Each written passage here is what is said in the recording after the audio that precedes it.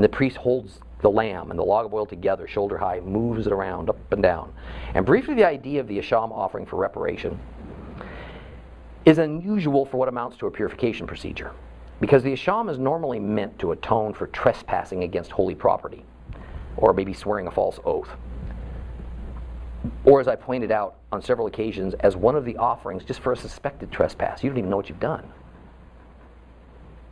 Now, since zarat is considered to be a spiritual disease, and therefore a punishment from God, we can rather easily see why a Metzora would offer an asham sacrifice, because he must have trespassed against God, or he wouldn't have zarat. But just so we don't get the wrong idea, whereas an asham and a zeva could be voluntary sacrifices, here it was required. So God certainly sees the need for it. What exactly was the trespass the Metzora had committed? Well, most of the ancient Jewish sages agree that most likely sin, the actual sin that caused it, was something called lashon hara, slander, evil speech against somebody, what we might call character assassination. That's a very grievous sin, akin to murder. And although it doesn't tell us here in Leviticus, the Mishnah tells us the procedure was that the asham lamb was then brought back to the Metzora. The Metzora laid hands on the head of this live lamb. Remember, now that's called semekah.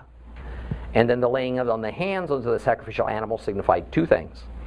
One, that the worshiper is identifying this particular animal as the one he's offering, and two, the guilt of the worshiper is transferred onto the animal, and the animal becomes a substitute. Next, the lamb is taken back to the altar area, specifically on the north side of the altar, and he's slaughtered there. Some of the blood splashed on the altar, some of it's dabbed on the right ear, the right thumb, the right big toe of the Metzora.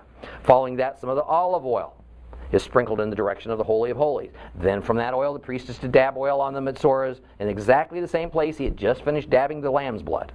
It's important to notice that this is the same procedure that we saw back in chapter 8 for consecrating a priest into a priesthood. The idea of dabbing blood and oil on the ear, thumb, and toe was that the cleansing and the consecration was from head to toe.